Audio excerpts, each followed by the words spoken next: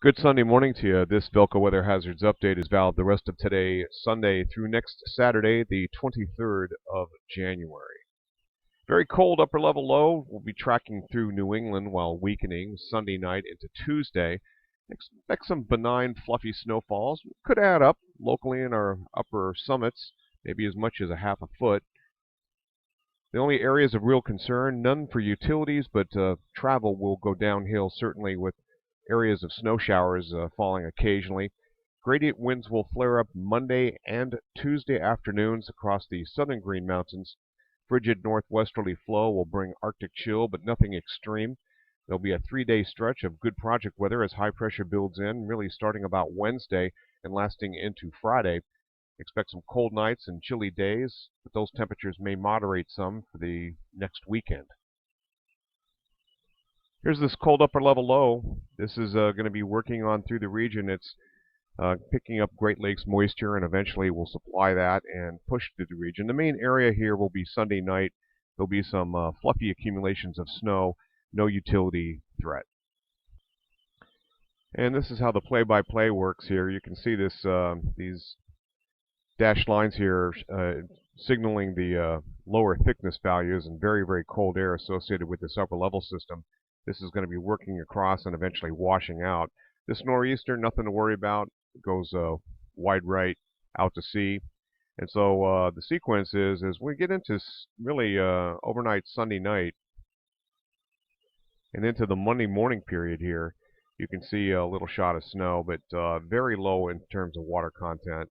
That's going to be probably our best snowfalls really during the overnight period toward Monday morning, and that might be good enough for a couple of inches pretty much region-wide.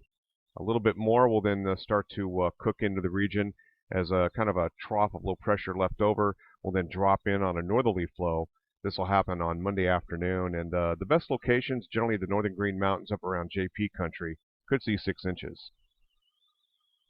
So as the upper level low then pushes on out of the region, we have that trough working down from the north. Eventually things begin to dry out. This is valid about 1 o'clock in the morning, early Wednesday. And as we get into Wednesday morning, those flurries then dissipate out. 1025 millibar area of higher pressure begins to push into the region. And as it does so, it's going to bring us about 3 dry weather days, some good project weather, albeit cold.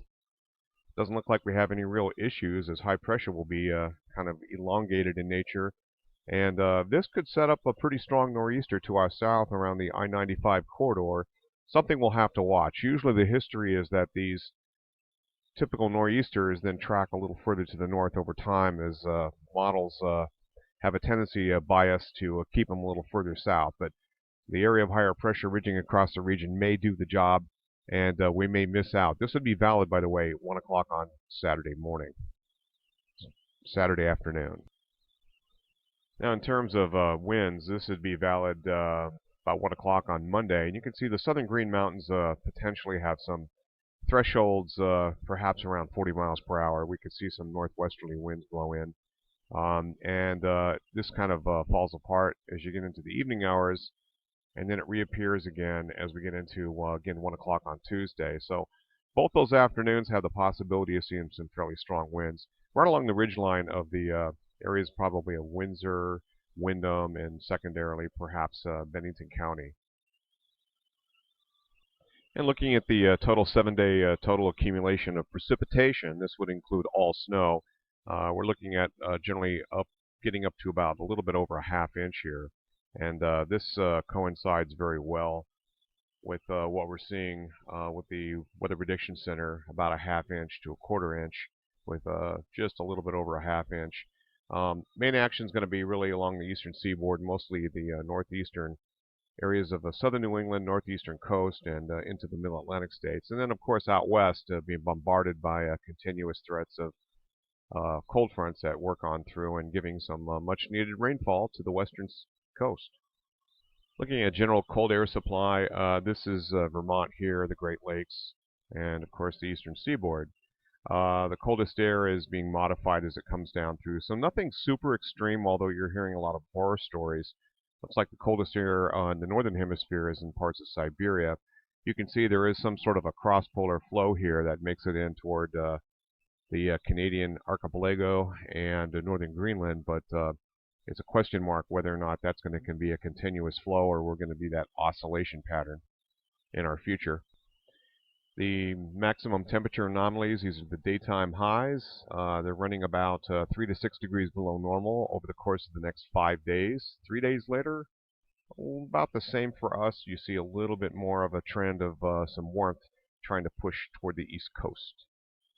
And in terms of temperatures, we're looking at nothing of any great shakes here, but temperatures do get pretty cold at night by Tuesday morning. And once again, it looks like later in the week we'll see temperatures fall below zero. Now this is not showing that, but I have a feeling that we'll see some temperatures a little bit below zero in some of the coldest hollows, mostly northeast Kingdom, northern eastern Vermont. And then by day we're looking at temperatures generally in the teens, at night in the single digits either side of zero, especially later in the week when we get that high pressure system set up with some stronger radiational cooling. By that point in time, we'll have some fluffy accumulations of snow and insulation from the ground, so that'll send the temperatures a lot further down. And then looking at these snow dips right now, we've picked up a total of 17 inches now at the top of Mount Mansfield, 7 inches in the Standard Mountains around Walden, and you can see Champlain Valley's kind of open, about an inch in Rutland, 3 inches parts of Windsor County, 5 inches in parts of Orange County. Less in the northern Champlain Valley, I think, than even the southern Champlain Valley as it looks right now. And we're going to see some accrual of snow over the last 7 days. The total snowfalls here, about 6 inches atop the mountain, Mount Mansfield. My location, 5 inches. 5 inches in the areas around Sutton, and up around the Island Pond area, about a total of 6 inches. Also 6 inches down in some parts of northeastern Bennington County, where they've been receiving a lot of lake effect. And they also got caught with that last system that moved through and moved into Maine and really produced some heavier snows off to the north and east of our location. That's it from here, Roger Hill, Wuthering Heights.